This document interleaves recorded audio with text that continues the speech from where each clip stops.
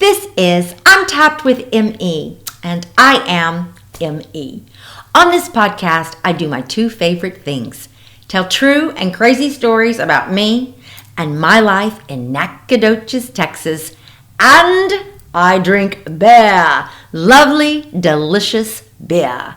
And so today I am drinking something called Double Half-Life. Yup, a hazy IPA brewed by the Manhattan Brewing Company in Dallas, Texas, just up the road. The can reads, "This is the Goldilocks of IPAs. It is not too bitter, it is not too sweet, and it's not too dry. It's just right." The can says it pairs well with Gruyere, that's a fancy aged cheese, and get this, garlic. Yeah, it pairs well with garlic. Y'all, if you're out there drinking beer and eating garlic, would you please stop that? It's not good. But it is a good beer. Shall we try it? Yep. Let's open it. Isn't it? Let's pour it. You can get this Double Half-Life in Nacogdoches at the Southside Liquor Store, which just happens to be, y'all, only a half mile from where the murder for our story today takes place. Get you some. All right. Woohoo. Let's get started with Lost in the Night, part of our series called Murder and Crime in Nacogdoches, Texas. This is the story of Donald Ellis Davis. Y'all, this story will be the saddest story I tell. It is the story of just about the nicest and most talented person you will ever know. It happened in Nacogdoches, my hometown. In Nacogdoches, Texas in 1983, we were listening to Michael Jackson on these so-called portable boomboxes. We were getting freaked out over Stephen King's Pet Cemetery, and there was a craze for a really ugly doll called the Cabbage Patch Kid. Remember that? In 1983, downtown Nacogdoches looked the same as it does now. And in 1983, y'all, M.E. was a student at Baylor. My daddy told me then to come home and see this murder trial. He said it was historic.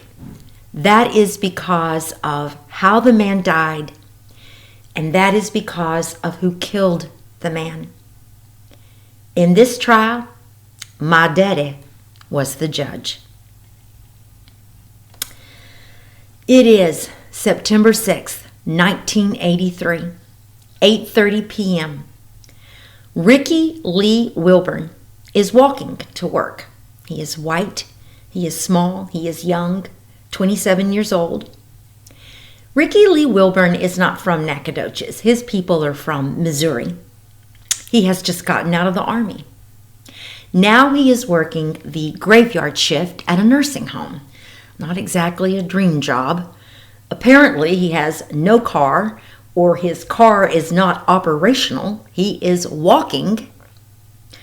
The weather that night is steamy and uncomfortable.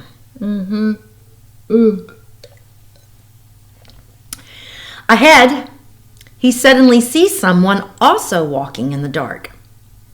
When they meet, they exchange hellos. The stranger turns and walks with him. They walk about 4 blocks together on Linwood Street.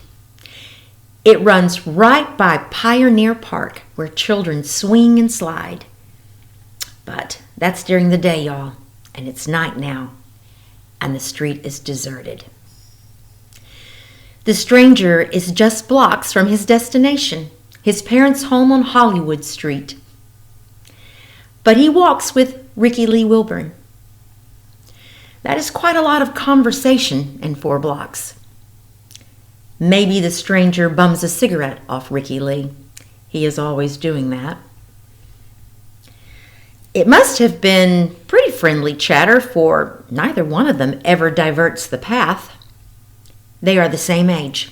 They surely had some things to talk about. Work, weather.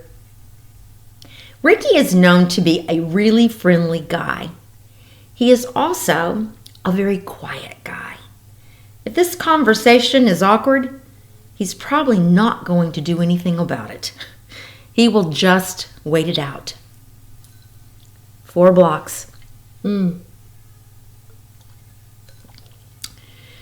This is Ricky Lee Wilburn's last walk, y'all. He will be dead this night, quickly and horrifically. It's going to be some crazy bad poo-poo.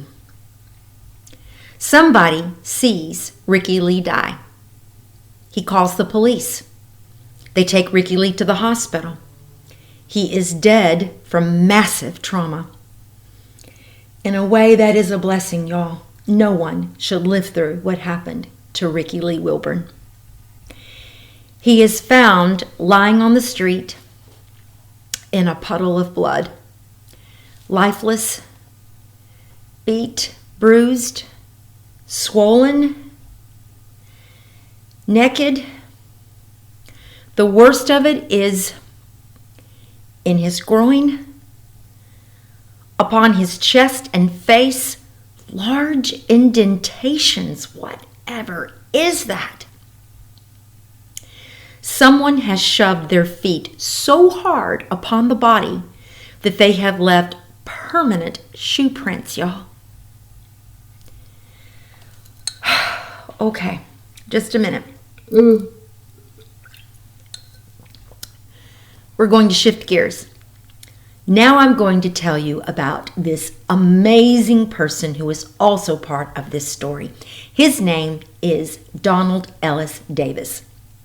He is just about the best person you could ever know, y'all. In high school, he letters in 3 sports: football, baseball, track. He is named all district for football, but baseball is his favorite. He is vice president of his high school sophomore class and president of his junior class. He is voted class favorite twice. He is twice runner-up for the friendliest, too. And he is runner-up for the biggest prize of all, Mr. NHS 1973. He is a member of North Street Church of Christ. He works summers at the Head Start program and the local Parks and Cemetery department. He likes coin collecting, fishing, hunting, swimming. Everyone thinks he is witty, and he is so handsome, y'all. He is also very kind. One friend recalls how considerate Donald is to him when he is the new kid in the 7th grade. The new kid is nervous. Donald recognizes that and welcomes him. He introduces him to others. Donald is the quarterback who encourages him to be his center. Donald is the pitcher who encourages him to be his catcher. Donald Ellis Davis was the guy who had it all, y'all. Don's parents are so proud of him. Ed and Elvira Davis moved to Nacogdoches when their children are very small. They open a furniture repair and refinishing business downtown. Donald and his sister are both adopted. Donald is very much wanted. Elvira was a frequent fan in the stands, cheering on her boy at all those sporting events. As one person remarked, Donald was a shining light to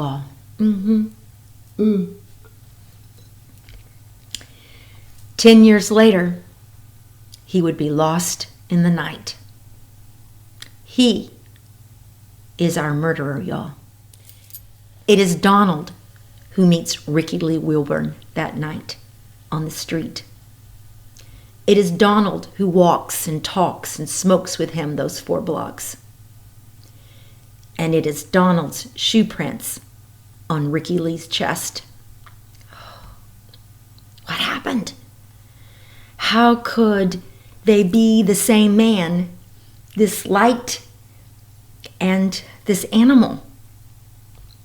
He had earned a bright future.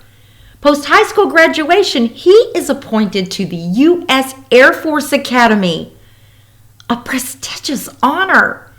He leaves Nacogdoches for his training in Colorado Springs, and he plays baseball for the academy. He is doing well. And then suddenly, he is not. This is when Donald discovers who his greatest enemy would be for the rest of his life. Himself. Something unexpectedly goes wrong during pilot training. The anxiety of that training triggers a psychotic break. His parents, Ed and Elvira, must have been worried sick for their boy. But to their surprise, he manages to graduate in 1977 from the Air Force Academy. He earns a BA in psychology management, of all things. He begins his career with the Air Force. In fact, Donald earns second lieutenant. Maybe everything would be okay, y'all. But no, it would not. The crazy poo-poo begins. Suddenly, Donald hears voices. He is forced to take a temporary discharge. Eventually, in 1983, he retires altogether on disability. We just didn't have the good drugs then, y'all. All at once, Donald Davis is back in NAC. But this is not Mr. NHS Donald Davis. This is Donald Davis, who believes that he is appointed as God to kill Satan's agents. He is 28 years old, and he is not well.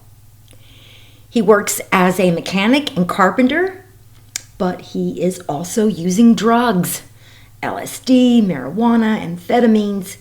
He is often hospitalized. Sometimes classmates spy the great Don Davis at the Party Center, a local club. But they do not recognize this erratic Donald Davis. Susan Cook knows something has gone very wrong for her old high school classmate. Seriously wrong. He is living with her fiancé, Leroy Owens. She could see Donald is tormented. Friends and family are greatly alarmed. The more medication he takes, the more delusional he becomes. He is taking 1,700 milligrams of Thorazine, today known as chlorpromazine. 1,700 milligrams, y'all. And it is turning him red. They call it the red lobster syndrome. He could hardly bear to be outside. The sun is excruciating. His dad repeatedly applies the sunscreen just to help him make it through the day. Still, he scratches and swells. He has to hurt to heal. The poo-poo is about to get so much worse. Sunburns are just what they can see on the outside. It is what they could not see that is so scary. The voices are getting louder. Donald Davis is lost in the night. September 1st, Wednesday, 5 days before the murder. Ed Davis admits his son to the VA hospital in Shreveport, Louisiana. That's about an hour from Nacogdoches. Donald needs help beyond what Ed can give. Ed liked the VA hospitals. They show Donald respect, as a former veteran. They show Donald respect in that they give him the purple card, and that's a special thing for high-ranking officers. It means that as a veteran, with his ranking, he has priority over some of the other veterans. Even if the hospital were full, they would move a non-priority patient out and make room for Don. Ed surely left Shreveport with hope in his heart. But without warning, Donald walked out, and he made his way back to Nacogdoches. September 4th, Sunday, 2 days before the murder. Donald suddenly shows up at the church where he grew up, North Street Church of Christ. He makes a scene. They ask him to leave. If Ed and Elvira were there, and they probably were, they must have been so mortified in front of their friends. They must have been equally panicked for their son's state of mind. September 5th, Monday. The day before the murder. Don shows up at a popular bar, the Party Center. Another disturbance. They call the police. Don is arrested. The police can see Donald is not right. The court determines the very next day to commit him to Rusk State Hospital.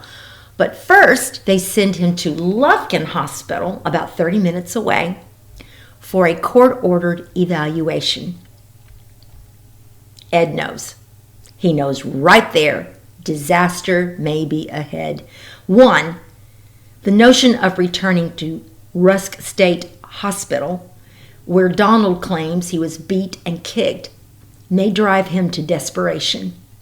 Two, the Lufkin Hospital cannot hold Donald Davis, okay, y'all?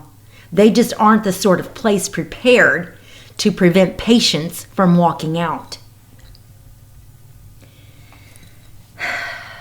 September 6th, Tuesday, the day of the murder. All right, hang on. It is 3:30 when Donald is admitted to the psychiatric ward of the Lufkin Hospital. Soon, Donald is interacting with other patients. That does not go well. Donald says, there was a guy at the hospital that was a nice guy, but he had faggot in his voice, so I slapped him and I left the hospital. I thought he was Lucifer. Donald starts walking back to Nac, 20 miles. He has not been on his meds for some time, y'all. He is acutely bipolar and schizophrenic. He has been taking lithium. A normal dose is like 25 to 50 milligrams a day. Well, Donald had been taking 1,000 milligrams of lithium a day. 1,000 milligrams, y'all. You can't just stop that meds train and be okay. You are going to crash and crash hard. Donald is crashing on Highway 59 back to Nac. He just wants to get to his parents' house. Then he will be okay. Ed will know what to do. They live on the south side, and so if he can just get to the county line, he will be okay. When he gets to Redland, just outside of Nac, he calls his dad, Ed. Donald says that he asked him to come and pick him up. Donald says that Ed would not pick him up. So he hops a ride with some people headed to Nac. They share a bottle of whiskey with Donald, so now he is both delusional and drunk. That is his condition when they drop him off at the loop in South Street of Nacogdoches, Texas. Ed and Elvira's home is not far now, on Hollywood Street. So Donald cuts through a residential area to get there. It is so quiet around there. there's that nice park on Linwood Street. That is where Donald is walking when he meets a stranger. It is Ricky Lee Wilburn. Oh boy, y'all. This one's gonna be hard. 1 minute. Next time, we hear the gut-wrenching details of what happened out there on the street. It is not kid-friendly, so maybe turn down the sound next time, but please do subscribe and follow and tap in to Untapped with ME.